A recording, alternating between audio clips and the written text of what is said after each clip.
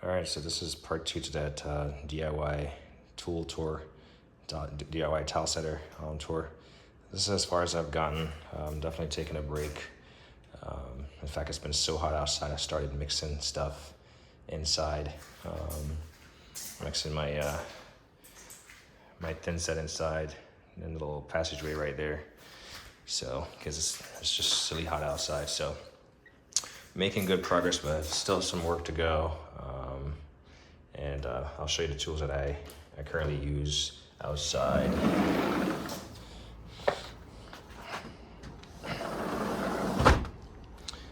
So starting over here, I got a T-square. If I need to mark some tiles, I'll come back to these, but these premium porcelain tiles, they're black and white kind of ish.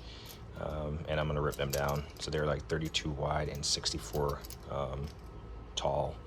And these are some of the trims for the steer nose and electrical cord. And then probably the highlight of this whole setup is my Ruby. What is this?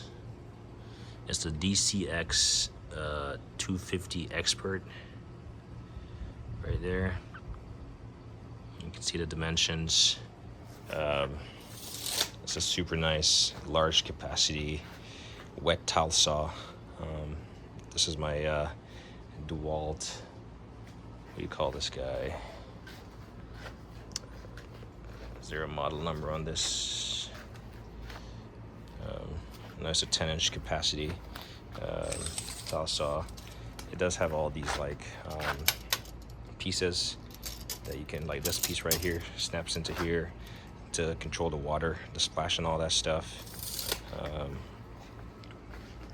But this bed actually slides.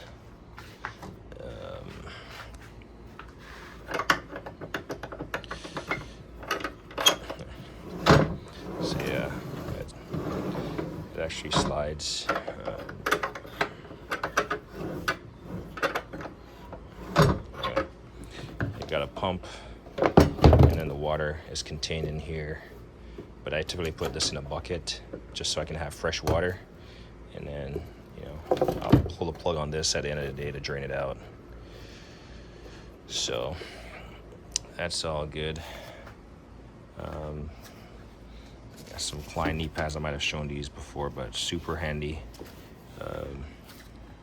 And then whenever I clean up, I always use this glove to kind of protect my hand, like wash my stuff up. At the end of the day, my 10-inch rip saw, I had to rip down some, was it 2x8s for the steer nose in. I didn't want to cut off the little bull nose on the steers, so I filled it in with those. All the trim. I had some poor setting towels, and so I had to take these up. But this is what I'm working with.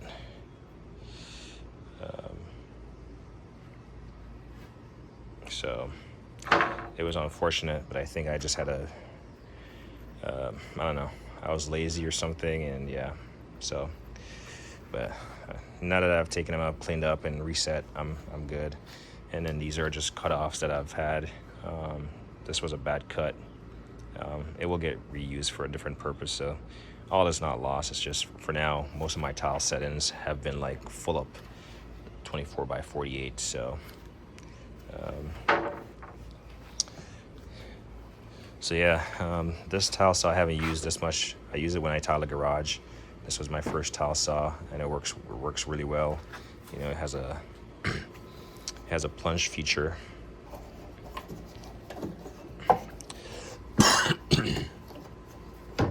So you can plunge it. So, but it's very limited in terms of capacity, of course, because you have the arm right there. But nonetheless, it cuts pretty well. The blade cuts. Back to this. Trying to get this video before the light dies. This Ruby, obviously, you gotta have water when you're doing tile. So I got my garden hose here. I just really set it right here. But this also has a plunge feature.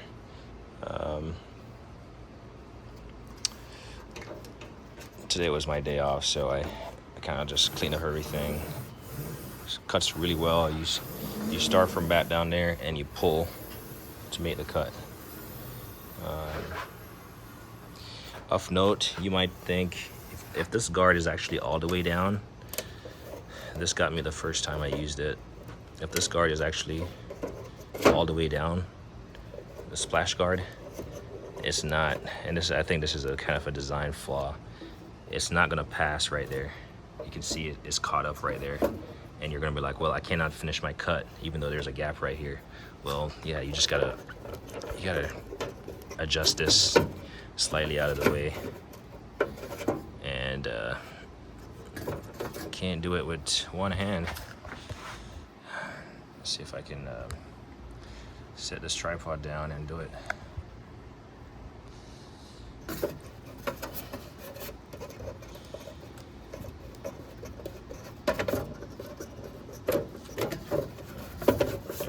So you just gotta adjust it.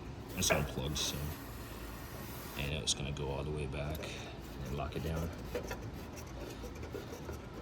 So just leave it there so you don't run into an issue of any stoppage or anything, any hiccups. So now you can see I can go all the way back.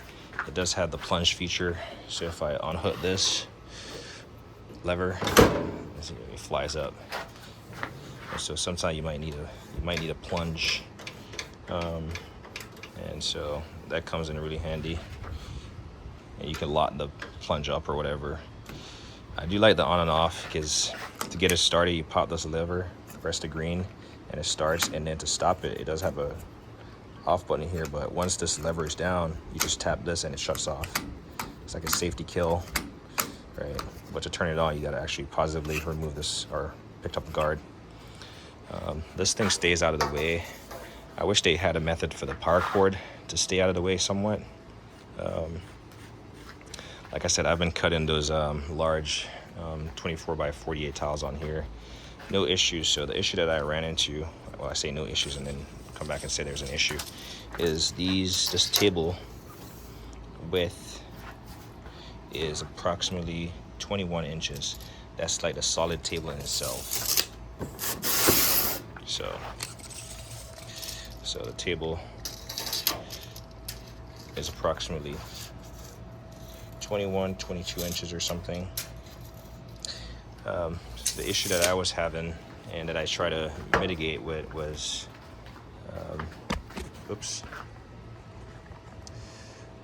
I try to use this this table to try to flush it up so I could have, extra support for overhang. And I even had to put a piece of ply there, and I even had a little piece of shim. Well, I actually cut a tile and it was like slightly not level, and so the tile actually broke once it got to the end. It chipped it. Actually one of the big ones that's on the ground. So this wasn't ideal, and so this is gonna go. I love this table. I got 2 of them, and here's what I got. So I got these, they're about $100, $115 a piece, but it's a Ruby accessory DV DCX Python, whatever. It's rated for 20 pounds or 22 pounds. It is 23 5/8 long. But all it is just this. So it comes as this aluminum extension piece. See the dimensions on this. I mean, it tells you, right? But so it's about 9 inches, and like I said, it's about 23 5/8, like it says. So like I said, comes with these, and this just kind of slides into these T-tracks. You can see the nuts in there, right there, and you just clamp down the nuts, and then you have this like adjustable brace right here. And so it just fits in this groove right here using this lip. You can see this lip right here. You just slip it in here, And so slip it in there, and then you just adjust these to make contact. Obviously you're going to level it. I haven't done that yet. I literally just got these today, and so this is going to help me cut. Like, I can tell that one is sitting high.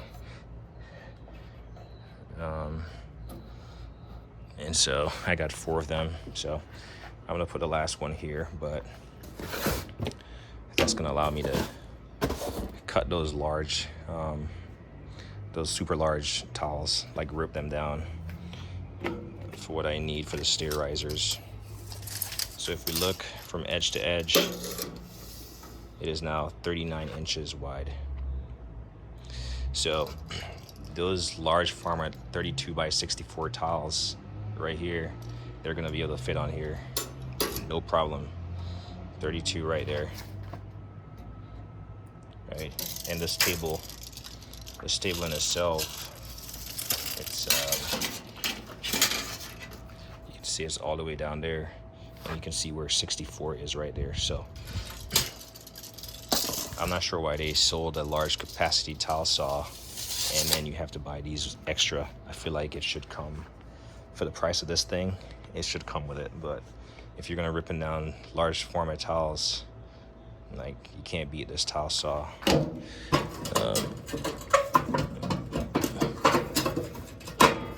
Looks like there's some stuff in here that I gotta clean up because you have a little lip right here. So it looks like I just gotta clean it up. Then you have a dedicated bucket right here, and it just drains down here. You can see where it drains right there. So you have this dedicated drainage system. So yeah, I'm super excited about that. I'll get those level, because I can tell this is not level.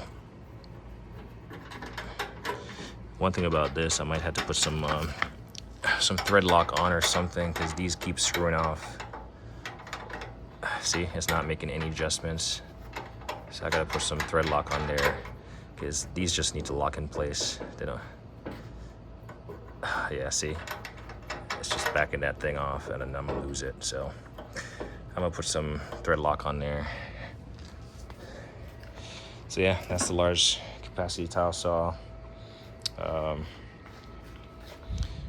I'm using Schroeder All-Set, the Schroeder Dietra membrane. Obviously you got dust, so I gotta blow stuff off. This is a dust broom I use to clean this table. So definitely highly recommend having one of these to clean up any type of, because you don't want something thrown off the level.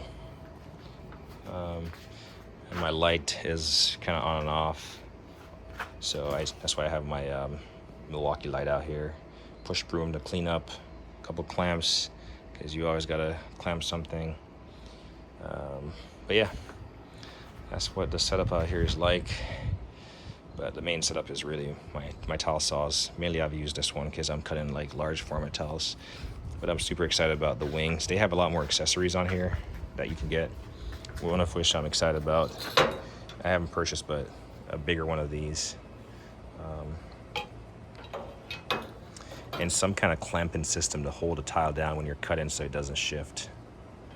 So, but yeah, this table is gonna go finally. Yeah, I don't need that. I got an extra support. But yeah, this stuff is no joke. It's a lot of work, especially when you make mistakes like this. Luckily, I was able to get them back up. As you can see, they're not broken or anything, so it's just, I'm not gonna be able to reuse them. So it is what it is. This is 100, 150, about 175 bucks worth of tile. But it's better than coming across that later on and having to fix it. So even the pros sometimes makes mistakes. So as I always say, like on editing.